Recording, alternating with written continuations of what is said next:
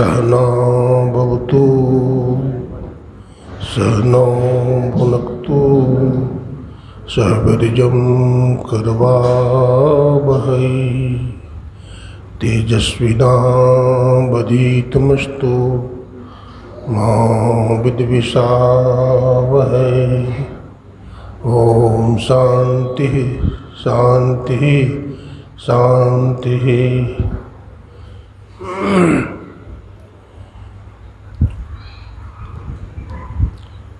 अव्यक्त रूप में अनंत श्री विभूषित परमाराध्य ब्रह्मलीन गुरुदेव के त्रैलोक पावन पाद पद्मों में कोटि कोटि नमन।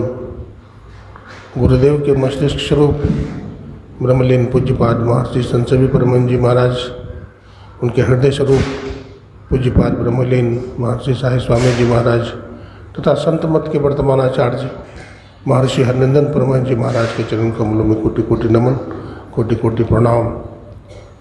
हमारे इस आश्रम के माननीय परम श्रद्धेय अध्यक्ष महोदय पोद्दार साहब तथा हमारे बगल में बैठे हुए परम श्रद्धेय आदरणीय रामकिशोर शर्मा जी, ट्रस्ट के सभी पदाधिकारीगण, सदस्यगण, सत्संग प्रेमी सज्जनों, भक्तिमती माताओं एवं बहनों, सबों को नमन करता हूँ, सबों को प्रणाम करता हूँ।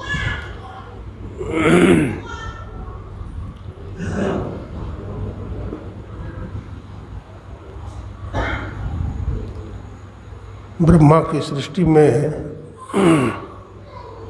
84 लाख योनियों में मानव का शरीर सर्वोत्तम है।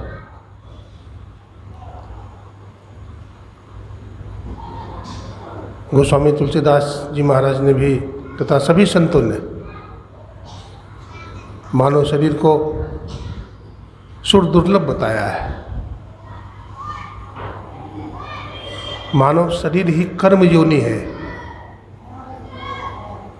मानव शरीर को छोड़कर के जितनी भी योनियां हैं, गाय भैंस हाथी घोड़ा नदी पहाड़ मक्खी मच्छर, ये सब गाछ वृक्ष, ये सब भोग योनि है। कर्मों का भोग भोग रहे हैं। लेकिन मानव एक ऐसा प्राणी है जो भोग भोगता हुआ सत्संग ध्यान और मुक्ति के लिए प्रयास करता है।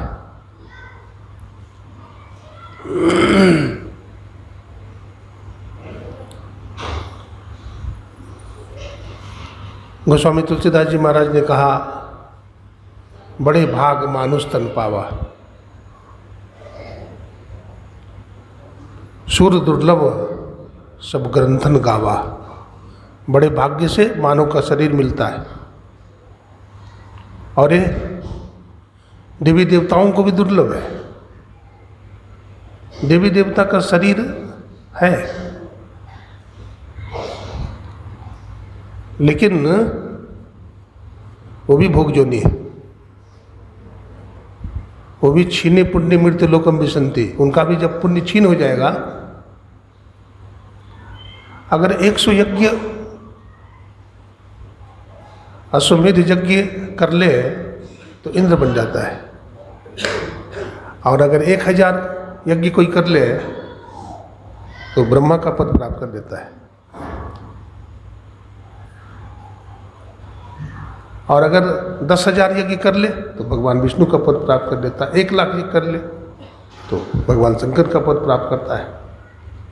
लेकिन भगवान कृष्ण ने गीता में कहा, कितना हो यज्ञ कर लो, हवन कर लो, रुद्राभिषेक कर लो, अन्य अन्य सत्कर्म कर लो, लेकिन छीने पुण्य मृत्यु लोकम विसंति। देवी देवताओं का पुण्य जब छिन्न हो जाता है तो नीचे गिर जाते हैं, स्वर्गलोक से नीचे गिर जाते हैं। तो फिर क्या करना चाहिए जिससे हम नीचे नहीं गिरे? तो इसके लिए सत्संग यज्ञ बताया, ईश्वर की भक्ति बताया, इसके लिए ध्यान योग बताया, ज्ञान योग बताया।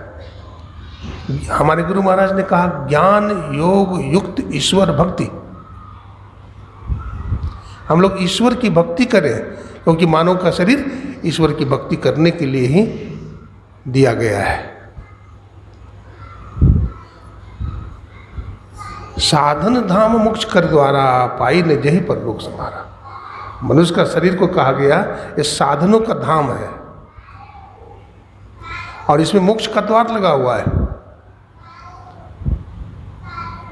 इसलिए तो मोक्ष का द्वार होने के कारण मानव की इच्छा होती है कि हम मोक्ष प्राप्त कर लें, जन्म मरण के चक्र से छूट जाए। गाय भैंस को थोड़े होता है, हाथी घोड़ा को थोड़े होता है, उसको नहीं होता, क्योंकि उसके अंदर ये साधन नहीं है, मुक्ति का द्वार नहीं है।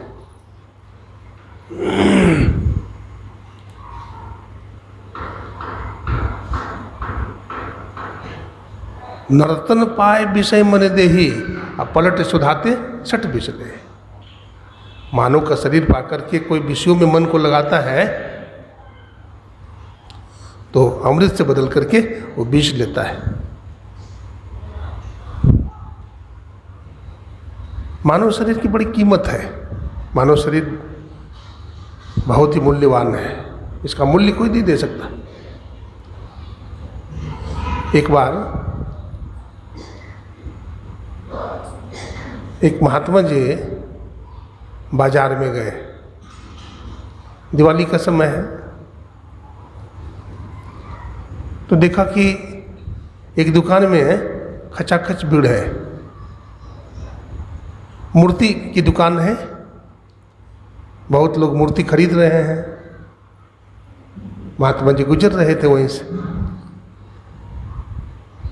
ग्राहक ने पूछा कि मूर्ति कितने की है, तो कहा इस टोकरी वाली मूर्ति, 1 नंबर वाली टोकरी वाली मूर्ति अनमोल है, दूसरी नंबर वाली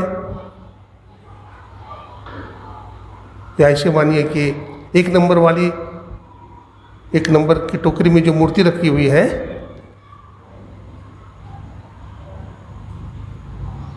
उसका कीमत अनमोल है, दूसरी टोकरी में जो मूर्ति रखी है उसका कीमत कितना है, तो उसका कीमत 1000 रुपया है, और तीसरी टोकरी में जो मूर्ति रखी हुई है उसका कीमत 100 रुपया है। तो झांक करके देखा कि भाई मूर्ति का आकार एक ही जैसा है, मूर्ति का वजन भी एक ही जैसा है, और एक ही तरह की कलाकारी सब में है, फिर दाम में इतना फर्क क्यों है, अनमोल है। इसका 1000 रुपया है, इसका 100 रुपया है, इतना बड़ा फर्क कैसे है। तो महात्मा जी से कहा कि बाबा आप ही समझा दीजिए। तो महात्मा जी अनुभवी थे,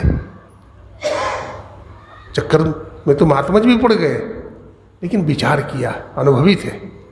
उन्होंने अपने पैकेट से एक धागा निकाला और मूर्ति के एक कान में डाला, तो दूसरे कान से निकल गया। बोला इसका कीमत 100 रुपया है। जो सत्संग सुने और सुन करके दूसरे कान से निकाल दे, उसका कीमत 100 रुपया है। कीमत नहीं है, सो बात नहीं है। सत्संग सुनेंगे, देखिए श्रवण ज्ञान भी एक ज्ञान है। अगर मान लीजिए श्रवण ज्ञान में ही किसी का शरीर छूट गया तो बेकार चला गया, ऐसी बात नहीं है। श्रवण ज्ञान आपके पास है, आपने बहुत सुना है, इसलिए आपको पुनः मानव का शरीर जरूर मिलेगा, क्योंकि सत्संग के वजन को संभालने की शक्ति मानव के शरीर में ही है। दूसरा शरीर सत्संग के वजन को संभाल ही नहीं सकता है, इसलिए सत्संग करने वाले को, भजन करने वाले को मनुष्य का शरीर मिल जाता है।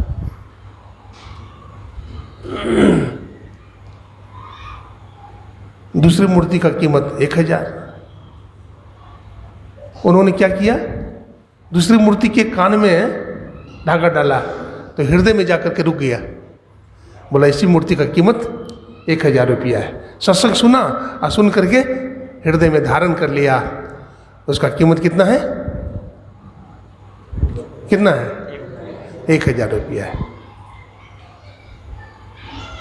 और जो सत्संग सुन करके आत्मसात कर लिया, आत्मा में रमन कर गया, मिल गया, तो उसको उसका कीमत कोई दे नहीं सकता। जो जीवात्मा को परमात्मा से मिला दिया, उसका कीमत कौन देगा? वो तो परमात्मा हो गया।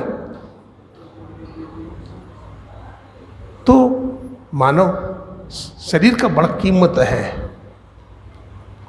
नर्तन भाव, इसलिए गोस्वामी जी ने कहा नर्तन भाव बारिद कर बेरो, सन्मुख मरुत अनुग्रह मेरो। नर्तन क्या है? भाव माने संसार पार करने के लिए एक नाव है। और गोस्वामी जी तो नाव कहा, लेकिन गुरु नानक साहब सदगुरु नाव जहाज है। वो तो जहाज कह दिया, बेड़ा चढ़े से उतरे पार।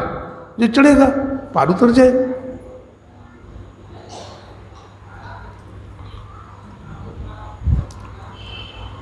नर्तन भव बारिद कर बेरो, सन्मुख मरुत अनुग्रह मेरो, और करण धार सदगुरु नावा, दुर्लभ साज सुलभ करि पावा।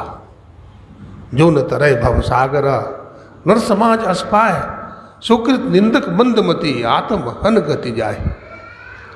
कहते हैं जो ऐसे सुर दुर्लभ मानव शरीर को पाकर के भी मोक्ष नहीं प्राप्त किया, तो मानव शरीर प्राप्त करने का फल उसको नहीं मिला। वो मंदमती है, बुद्धिहीन आदमी है।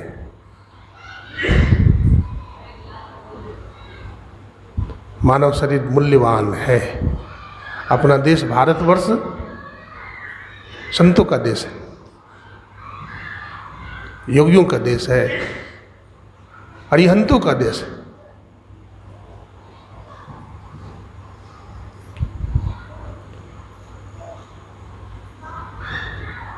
अपने देश में एक राजा हुए, सम्राट अशोक, बड़े धार्मिक राजा हुए। सम्राट अशोक जिसमें भारत के राजा बने, उसमें भारत का साम्राज्य बहुत विस्तृत था। उतना बड़ा भारत कभी नहीं था जितना बड़ा कि सम्राट अशोक के समय में उन्होंने अपने साम्राज्य का विस्तार किया।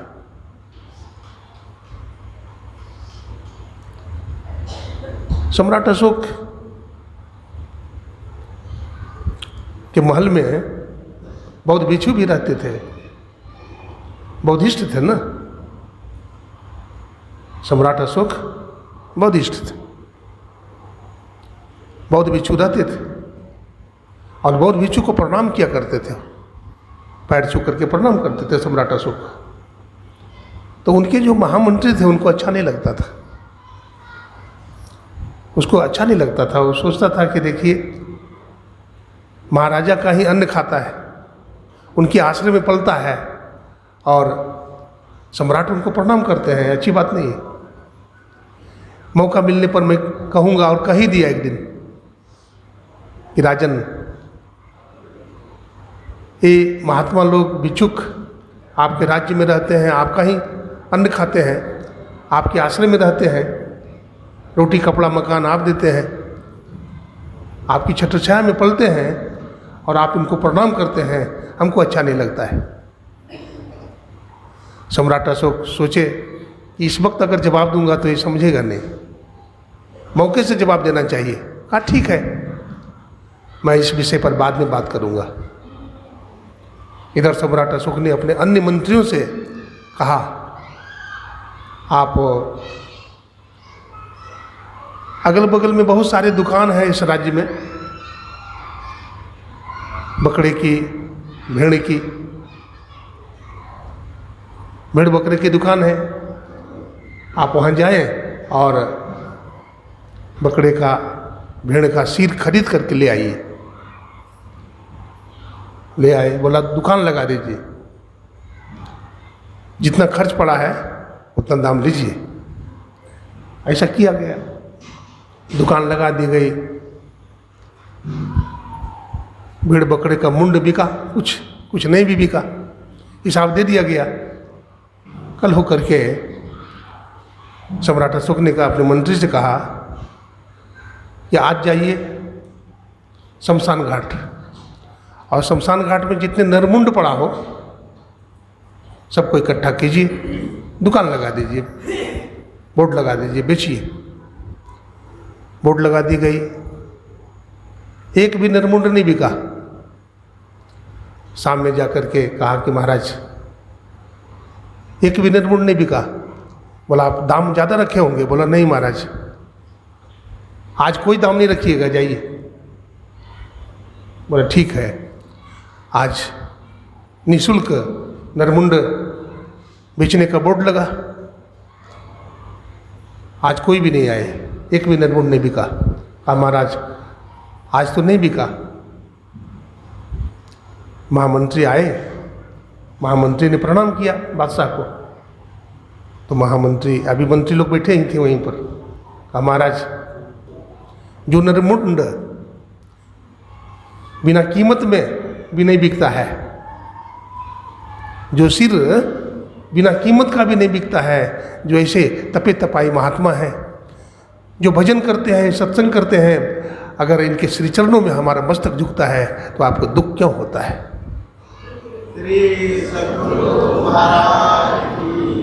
आपको दुख क्यों होता है? ओ अपनी गलती को स्वीकार कर लिए, क्षमा मांगे कि महाराज हमसे गलती हो गई। मानव शरीर बड़ा मूल्यवान है।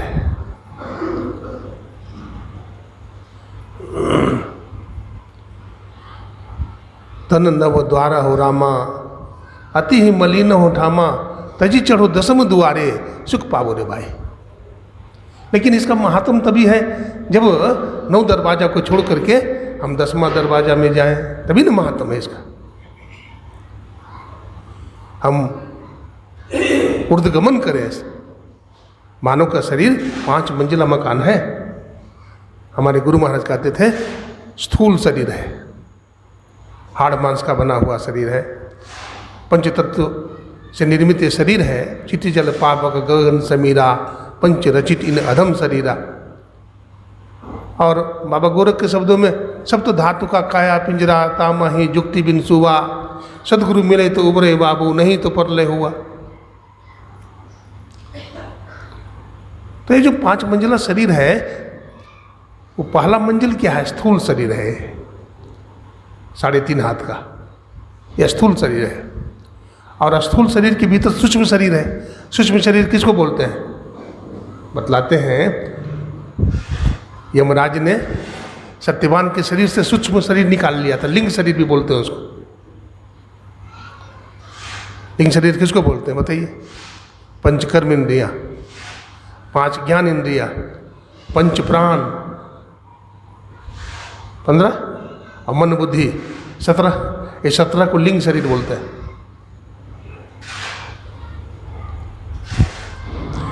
इसी सूक्ष्म शरीर को यमराज ने निकाल लिया था, लेकिन पतिव्रता नारी थी इसलिए प्रसन्न भी हो गया और फिर लिंग शरीर डाल दिया स्थूल शरीर में, जीवित हो गया।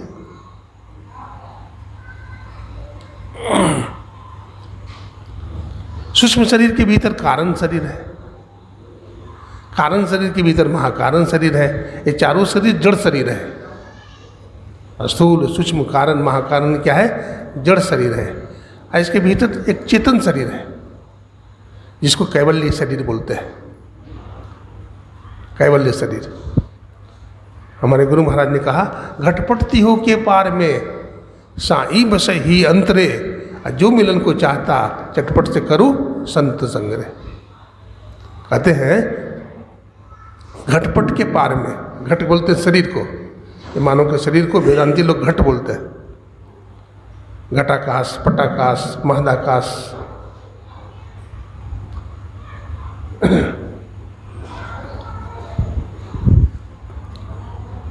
मृतिका सत्वे घट सत्वम, मृतिका भावे घटा भावा। मृतिका रहने पर घड़ा बनता है, अब मृतिका नहीं हो तो घड़ा बनेगा। जैसे 1 किलो घड़ा से 1 किलो मिट्टी से 1 किलो घड़ा बनता है, 1 किलो का घड़ा, तो घड़ा को तोड़ देंगे तो 1 किलो मिट्टी बन जाएगा कि नहीं? मिट्टी बनेगा। जैसे सोने के जेवर से, जैसे सोना से जेवर बनाते हैं, अंगूठी बनाते हैं, हार बनाते हैं, हाँ, कर्णफूल बनाते हैं, बहुत चीज़ बनाते हैं। अब उसको अगर गला देंगे तो फिर सोना बन जाएगा। तो हमारे शरीर में ऐसा क्या चीज़ है, हमारे शरीर में वो आत्मा है जो कूटस्थ है। लोहार को देखे होंगे, लोहा को कुल्हाड़ी होता है ना, कुल्हाड़ी को गर्म कर देगा, गर्म करके उसको मारेगा हथौड़ा से, और नीचे में एक लोहा रहता है तो वो तो चिपटा हो जाता है, लाल लोहा। लेकिन नीचे में जो कूटस्थ होता है उसका कुछ नहीं होता है। उसी तरह से हमारा शरीर है, आँख है, कान है, नाक है, जीभ है, त्वचा है, हाथ पैर है, ये सब इंद्रियों में परिवर्तन होते रहता है। लेकिन जो कूटस्थ आत्मा है उसमें कोई परिवर्तन नहीं होगा। इसी को गुरु महाराज ने कहा, जो जिंदा में रह कर के न जिंदा कहावे, न मुर्दा में रह कर वो मुर्दा कहाता, सभी के परे जो परम तत्व रूपी सोई आत्मा है, सोई आत्मा है, वो आत्मा। ये ज्ञान होना चाहिए। शाब्दिक शब्द के माध्यम से भी अगर ये ज्ञान होगा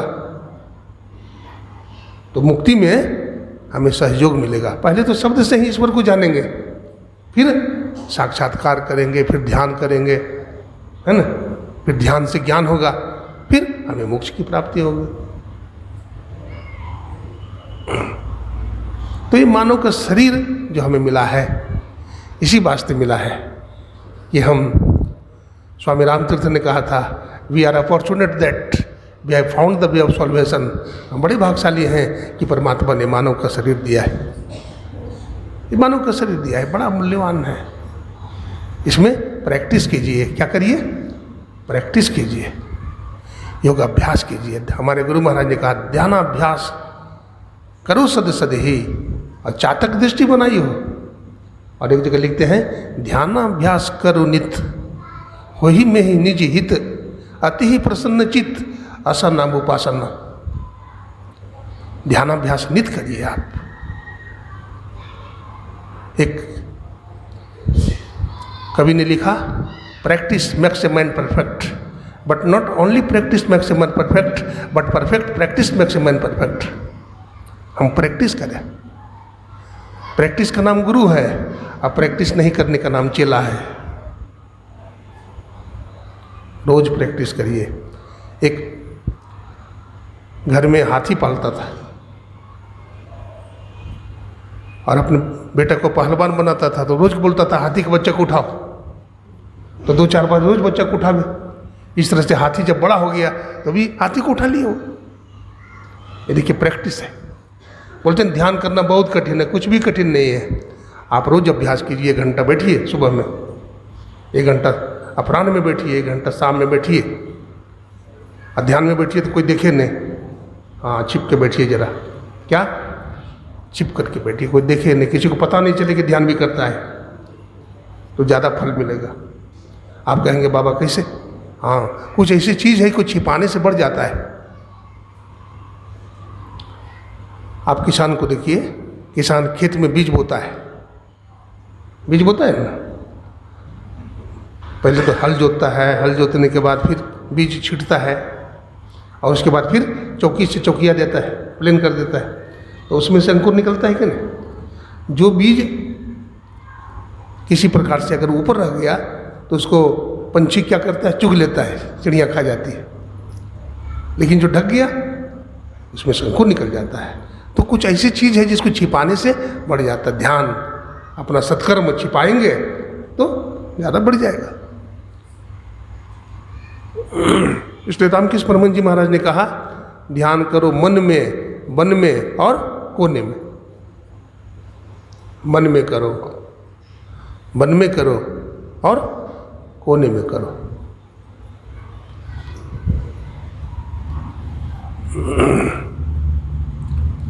ध्यान बहुत नाजुक चीज़ है, ध्यान बहुत नाजुक चीज़ है। अगर मान लीजिए आप 6 घंटा अपने घर में ध्यान करते हैं और 1 घंटा मेला घूमने के लिए चले गए और कहीं चौराहा पर गोलगप्पा खा लिए, तो 6 घंटा का ध्यान कपूर हो जाएगा, स्वाह हो जाएगा। हाँ, इधर उधर का दृश्य देख लिए, बस आपका ध्यान खत्म, हवा हो जाएगा। बहुत संयम की जरूरत है, बहुत सदाचारी जीवन बिताने की जरूरत है। प्रहलाद जी महाराज का नाम सुने हैं? प्रहलाद जी महाराज बड़े सदाचारी महापुरुष थे, अब बहुत भजन आनंदी थे। तभी ने भगवान ने दर्शन दिया, खंभा से भगवान प्रकट कर लिया प्रहलाद जी ने महाराज ने। अब प्रहलाद जी कब हुए थे जानते हैं? कब हुए थे? सतयुग में, याद रखिए। प्रहलाद जी महाराज कब हुए थे? सतयुग में। तो सतयुग में भक्त प्रहलाद ने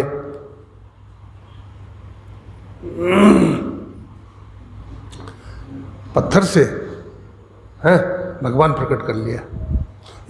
लोहा का खंभा था ना, लोहा से भगवान को प्रकट कर लिया। और अभी क्या है? कलयुग है, तो कलयुग में लोहा में भगवान नहीं है क्या? कलयुग में भाग गए हैं लोहा से भगवान। कलयुग में भी भगवान है, लेकिन लोहा से प्रकट करने वाला प्रहलाद नहीं है।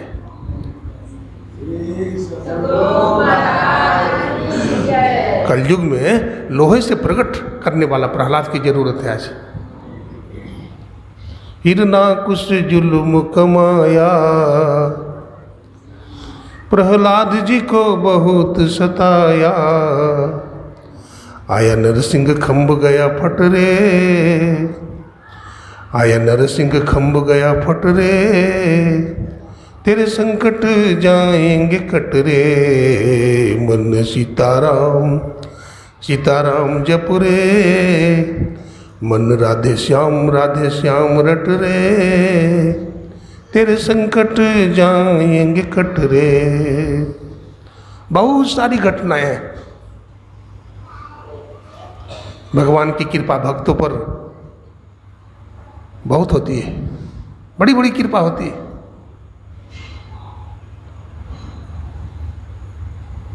गजेंद्र मोक्ष, एक हाथी गर्मी के दिन में पानी पीने के लिए गया सरोवर में, और पकड़ लिया। किसने पकड़ा? ग्राह ने।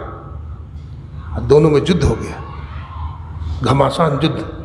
हाथी खींचे समुद्र के किनारे लावे, और ग्राह खींचे तो खींच के ले जाए बीच सरोवर में। हाथी का पैर निगल गया मगरमच्छ में, खून पी गया, हाथी का शरीर कमजोर पड़ गया। कवि ने लिखा है, ग्रह गज को कर लिया बस में, प्रभु टेर सुनी थी जल में। प्रभु पल में भये परगट रे, प्रभु पल में भये परगट रे। तेरे संकट जाएंगे कट रे। देखिए, कोई कहता है ईश्वर भगवान ब्राह्मणों को मिलते हैं, ज्ञानियों को मिलते हैं, जो बहुत सुंदर है उसको मिलते हैं। अरे भाई, हाथी तो मनुष्य भी नहीं, जानवर है। क्या है? जानवर है, लेकिन किसी जन्म में ईश्वर की भक्ति किया था, आज खतरे में है। आज कमल का एक फूल अपने सूंड से तोड़ करके भगवान पर अर्पण करता है और भगवान प्रकट हो जाते हैं।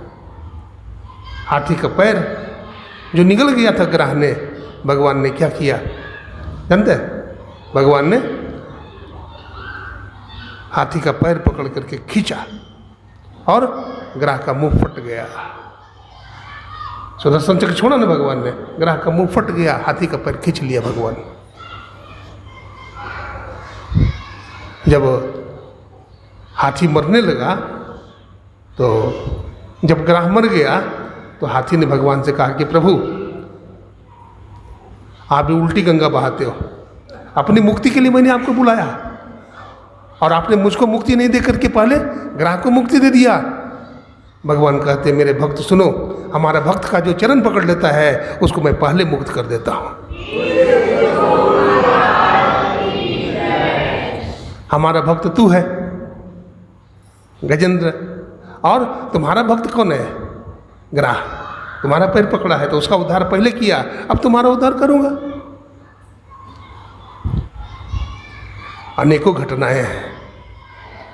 अब जाए न कष्ट सहारे, द्रौपदी ने बचन कहा रे। तब क्या हुआ? दुशासन का बल गयो घट रे, दुशासन का बल गयो घट रे, तेरे संकट जाएंगे कट रे। मन सीताराम सीताराम जप रे, मन राधे श्याम रट रे। मन गुरु नाम जप रे, तेरे संकट जाएंगे कट रे। 10,000 हाथी का बल रखने वाला दुशासन साड़ी खींचते खींचते थक गया। एक कवि को कहना पड़ा, साड़ी है कि नारी है, नारी बीच साड़ी है, साड़ी है कि नारी है, कि नारी बीच साड़ी। ये नारी है कि साड़ी है। भगवान ने वस्त्र का अवतार लिया। तो भगवान अपने भक्त की भी रक्षा करते हैं। हमारे गुरु महाराज रक्षा नहीं करते, बहुत रक्षा करते हैं। बड़े बड़े संकट से अपने भक्तों को निकाल लेते हैं। मथुरा निवासी एक राम कुमार आर्य थे, प्रोफेसर राम कुमार आर्य। उनको पैर स्कूटर से एक्सीडेंट हो गया था, गिर गए थे, पैर में घाव हो गया था और फिर कैंसर हो गया। यूनिवर्सिटी के प्रोफेसर थे, वो बहुत अच्छे प्रोफेसर थे। बताते अमेरिका से सहायता के रूप में उनका मेडिसिन आता रहा, बहुत पैसा खर्च हुआ। एक दिन प्रिंसिपल ने कहा कि महाराज आपका कोटा खत्म हो गया, अब आपको अपनी दवा अपना पैसा से कराना पड़ेगा। तो चले गए गुरु महाराज के पास, कुप्पा घाटा सा। गुरु महाराज के पास जाकर के महर्षि संजीवी जी महाराज से कहा कि हुजूर हमारा एक्सीडेंट हो गल रहे, पैर में घाव हो गल रहे, फिर कैंसर हो गए। सरकार अमेरिका से दवा आती थी निःशुल्क, अब वो कोटा समाप्त हो गया है, अब हमारे पास पैसा नहीं है, मुझको आशीर्वाद दिया जाए। तो गुरु महाराज मौज में थे।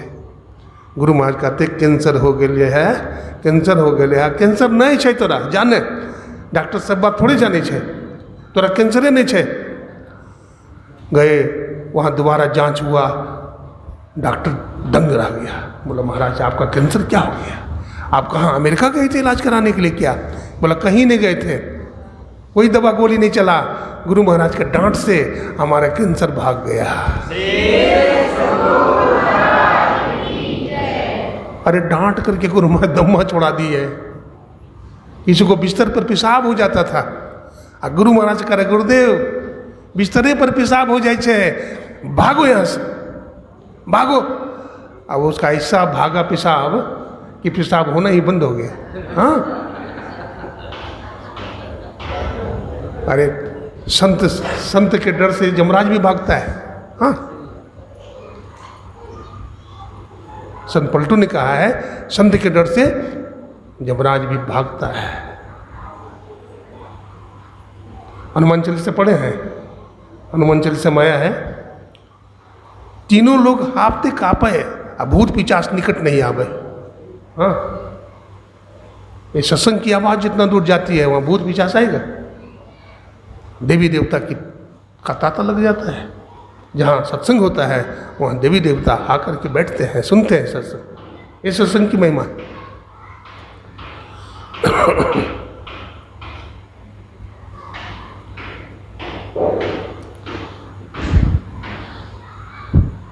तो मानव शरीर का जो मूल्य है इसे हम लोगों को समझना चाहिए, और मूल्य को समझ करके ध्यान और सत्संग नहीं छोड़ना चाहिए। अभ्यास करते रहिए, अभ्यास करते रहिए। अभ्यास करते करते आपको अनुभव होने लगेगा कि हम शरीर में नहीं हैं। हाँ, सबके पास थर्मामीटर है। अगर लंबा अभ्यास करेंगे तो आपको ऐसा भी लगेगा कि हम शरीर में नहीं हैं। हम शरीर से बाहर निकल गए हैं और आकाश में चक्कर काट रहे हैं कहीं ब्रह्मांड में। एक माता जी थी, राधाबाई नाम था। गुरु महाराज से कुमारी जब जो थी 15-16 साल की, उसी टाइम में दीक्षा ले ली थी और अभ्यास करते रहे। अब 5-5 घंटा 6-6 घंटा तक अभ्यास करती थी वो, ध्यान अभ्यास। बेटा भी है, बहू भी है, बेटियां भी है, मतलब ऐसे ध्यान में डूब जाती थी। उनकी बहू उठाती थी जा करके, माता जी हाथ पकड़ करके, उठिए ना, 11 बज गए हैं। हाँ बेटी 11 बज गया। बोला हाँ चलो। हाँ तो हमारा तो पता ही नहीं चल रहा कुछ। ऐसा हो जाएगा आप ध्यान करेंगे तो।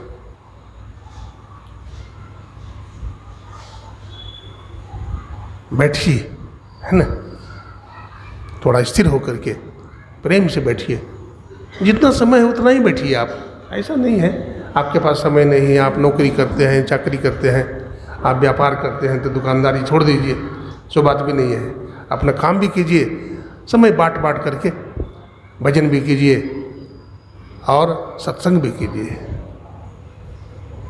पंच पाप से अपने आप को बचाते रहिए। अगर पंच पाप से अपने आप को बचाते रहेंगे तो आपका कल्याण होता रहेगा। देखिए, जो 5 पाप से अपने को बचाता है उसका थोड़े पैसा में काम चलता है। और जो बेईमानी शैतानी का पैसा कमाता है, बहुत पैसा होने पर भी उसका पूर्ण सिद्ध नहीं होता है। उसका पैसा इधर उधर खर्च हो जाएगा, देखने में भी नहीं आएगा। बोलते हैं ना, हमारे घर में संस बरकत नहीं है ना, बोलते हैं बाबा हमारा घर में जो है ना संस बरकत नहीं है, पैसा आवे से कहाँ चल जाए। एक कपड़ा का व्यापारी था, सुनिए, कपड़ा का व्यापारी था, कपड़ा बेचता था। तो ज़्यादा पूंजी नहीं था बेचारा को। वो जो क्या बोलते हैं, रिक्शा होता है ना, वो रिक्शा जिस पर कपड़ा वगैरह ढोता है, वो क्या बोलते हैं उसको, रेड़ा, ठेला पर ही कपड़ा रख करके फुटपाथ पर बेचता था बेचारा। अपना गांव जाने लगा दिवाली में, तो बगल में ही कपड़े का दुकान थी, जान पहचान के थे, तो बहुत बड़े होलसेलर थे वो। बोला देखिए सेठ जी, हम गांव जा रहे हैं दिवाली में, बाल बच्चे भी हैं, दिवाली का पर्व है, अपना घर जा रहे हैं, 1 महीना के बाद हम आएंगे, हमारा कपड़ा आप रख दीजिए अपने गोदाम में। बोले ठीक है, रख दूंगा, जाओ। उसका कपड़ा जो है सेठ जी अपना गोदाम में रख दिया। एक दिन ऐसा हुआ कि कुछ बदमाशों ने, दुश्मनों ने आग लगा दिया दुकान में। लेकिन जिस दुकान में आग लगाया, उस व्यापारी का कपड़ा उन्होंने अलग रखा था गोदाम में, वो नहीं जली थी, लेकिन बहुत सारा कपड़ा इनका जल गया, बहुत नुकसान हुआ। 1 महीने के बाद वो व्यापारी आया, तो व्यापारी ने कहा सेठ जी प्रणाम, राम राम। बोला हाँ सब ठीक है। बोला हाँ सब तो ठीक है, तो हमारा कपड़ा दे दीजिए। अब सेठ जी का मन बेईमान हो गया, हाँ उनका मन बदल गया, और उन्होंने कहा कि हमको कपड़ा तुम दिया है जो मांगता है। बोला सेठ जी कपड़ा तो हमने दिया था, याद करिए। बोला हाँ, कपड़ा तो तूने दिया था, अब याद आ गया, लेकिन सुनो हमारे घर में आग लग गई थी दुकान में, तो उसमें तुम्हारा भी कपड़ा रखा हुआ था, वो भी जल करके रखोगे, अब मैं कहाँ से दूँ। तो वो जो व्यापारी था, सत्यवादी था, सत्संगी था, वो उन्होंने कहा देखिए सेठ जी हमारा कपड़ा नहीं जलेगा। बोला तुम्हारा कपड़ा कोई लोहा का बना है, नहीं जलेगा? सोना का बना है तुम्हारा कपड़ा? बोला नहीं जलेगा हमारा कपड़ा, तो हमारा कपड़ा आप दे दीजिए। बोला नहीं तुम्हारा जल गया तो झूठ बोलता है, तो झूठा आदमी है। बोला नहीं सेठ जी हम गरीब आदमी हैं, देखिए, लेकिन हम झूठ नहीं बोलते हैं, हम सत्संगी हैं, हमारा कपड़ा जल ही नहीं सकता है। तो पंचायत बैठाया, मुखिया सरपंच सब आए, तो कहा कि देखिए हम सेठ जी को कपड़ा रखने के लिए दिए थे, और सेठ जी बोलते हैं हमारे कपड़ा घर में, हमारे दुकान में आग लग गई थी और सारा कपड़ा जल गया, तुम्हारा भी रखा हुआ था, तुम्हारा भी जल गया। तो फिर वो बोलता है व्यापारी, मुखिया जी देखिए, सरपंच साहब, हमारा कपड़ा नहीं जल सकता है, हम सत्संगी आदमी हैं, हम गलत ढंग से पैसा नहीं कमाते हैं, हम ईमानदारी का पैसा कमाते हैं, तो हमारा कपड़ा नहीं जल सकता है। तो बोला अगर आपको विश्वास नहीं है तो हमारा चादर है कंधे पर, इसको जलाइए आप, ये नहीं जलेगा, ये चादर नहीं जलेगी, आप जलाइए। तो मुखिया सरपंच ने क्या किया, कहा रखो कपड़ा नीचे, कपड़ा नीचे रखा, काठी मार दिया, करासन तेल छिड़क दिया, नहीं जली। वो समझ गया कि अरे सत्यवादी आदमी है, इसका कपड़ा हरगिज नहीं जल सकता है। सेठ जी लज्जित हो गया, सेठ जी को दंड मिला और उसको अपना कपड़ा मिल गया। ईमानदारी का पैसा कमाइए, ईमानदारी का पैसा कमाइए, 2 नंबर का पैसा मत कमाइए, ईमानदारी का पैसा कमाइए। उसका जो भोजन करेंगे आप तो आपका मन पवित्र होगा, आपको सत्संग भजन करने में मन लगेगा। बहुत पैसा कमाइएगा तो क्या है, जिधर का पैसा उधर ही चला जाएगा। आज इतना ही सुनाया है ना। बोलिए प्रेम से श्री सद्गुरु महाराज की जय।